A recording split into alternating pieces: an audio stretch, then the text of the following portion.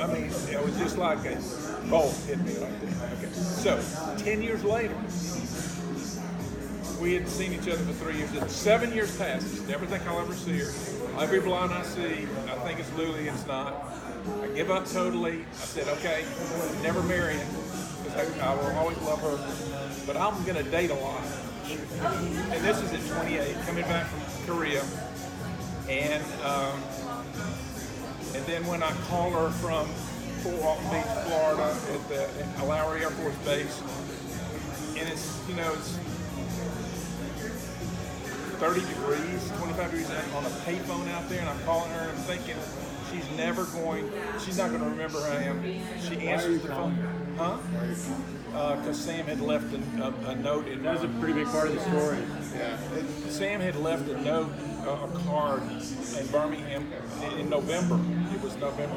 When I get back in January, I read it. It said, Luli is in Atlanta and available. I love the way communication used to work back then. I mean, how amazing. 3 months later, I left a And note. so I'm there down in the Air Force How Base. easily is that lost? And I'm calling her, and I'm thinking, like, this is 8:30 at night. It's freezing cold.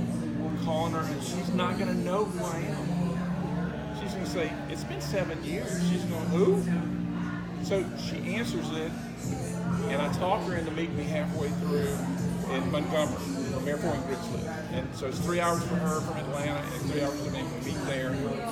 And that is when, after all those millions of failures, that when I saw a blonde, it was never her. I was in the kitchen with Air Force Grits, and they rung the doorbell, and so I come out of the kitchen, and she comes through the front door, and it's literally like taking binoculars and turning them on backwards, where it just looks like they're a long way off, because it's too surreal. It's like somebody dropped it, and so those are the two moments that just rocked me.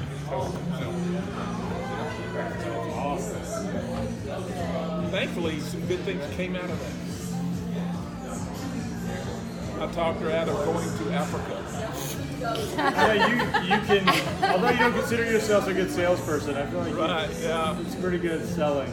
She was really going, and she's always wanted to, so she's going to go. Which, I thought it was the Peace Corps. Peace Corps. Well, I was gonna. I had applied to go into the Peace Corps, and then Herb and I started dating long distance, and he was in Fort Walton and I was in Atlanta, and he said, "You really need to come down to Fort Walton for us to check, see if this is going to work." And so I had put in an application for the Peace Corps. So I put in an application for the hospital in Fort Walton. And I received my acceptance to both on the same day in the mailbox. Oh, wow.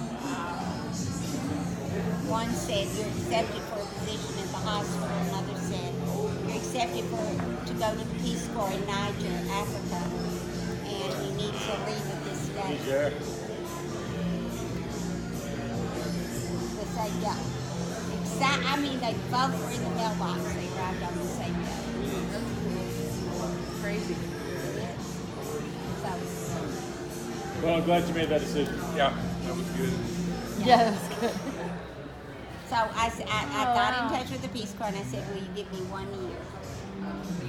And I'll get back to it. Have you extended that year? I said, I may bring somebody with me. I talked her into marriage. Actually, I didn't talk. We just kind of agreed. We were in bed and we were just. No, we were driving to Birmingham. See, because afterwards, like at least 6 months after we got married, we moved to Dallas, and she said, "I don't love you. I've never loved you, and I'm never gonna have children because I'll abuse them." So. And you go, liar. No, I said, Luli, I was thinking about double digits. I was thinking 10, and you're thinking none. But I realized at that point, I mean, if that's what she was going to do, but That was back when she hated herself, and she Right. would hit herself, and she isolated herself. She had no friends. I mean, I hated when I'd have to stop her from hitting herself, and then she would, you know, get in these huge anger things and go and slam the door. And I'd always been taught by Herb and Louise that you have to talk it out. So I would go, and I'd heard her former boyfriend would just let her do that, and I said, no. So I would break the door down. And we're going to talk this out. You know? Well, it's it was very not pretty. It was not pretty really at all. I believe Sounds like an that. Italian. You know, Yeah. so when 14 years later, she goes through Someone Cares and she is free, that is the biggest miracle I've ever seen in my life, other than these three, which would rank equally as clear miracles. But the background makes her the freedom she got was so Right. dramatic. Right.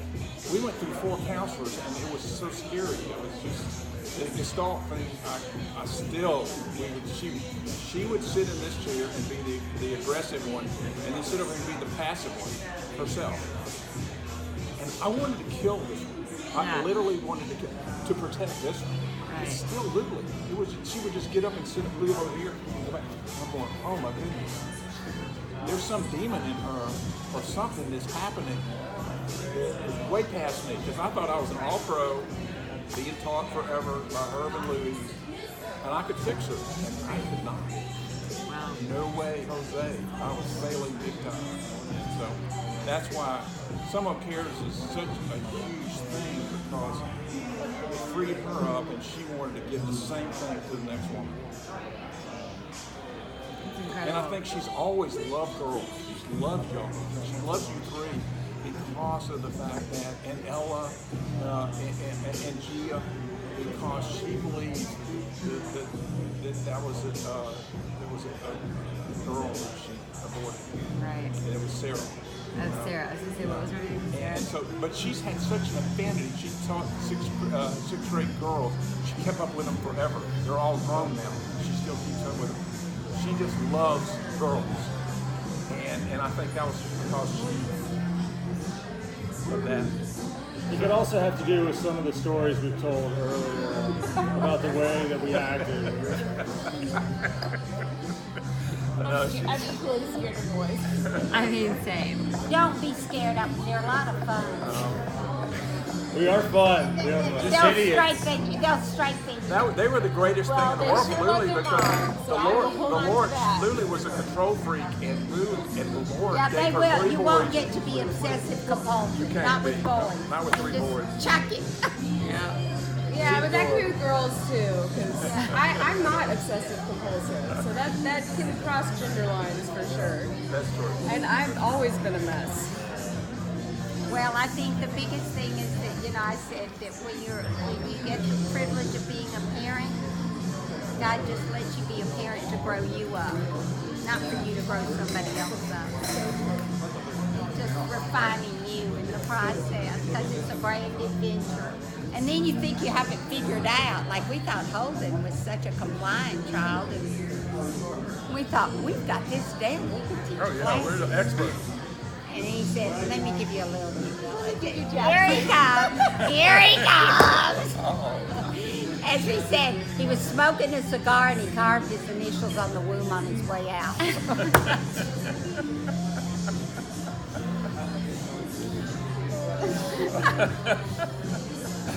Yeah, but it's great. And then Newton is so different, don't you see? And y'all work so well together because you're so different. Yeah, we did. We thought you were going to be a clone of these two, and no way. I know what. You created a whole new mold. person there. Yeah, it's just a great experience. It's like looking at Logan and Luke, Gia and Ella. They're very, very, very different, aren't Yeah. they?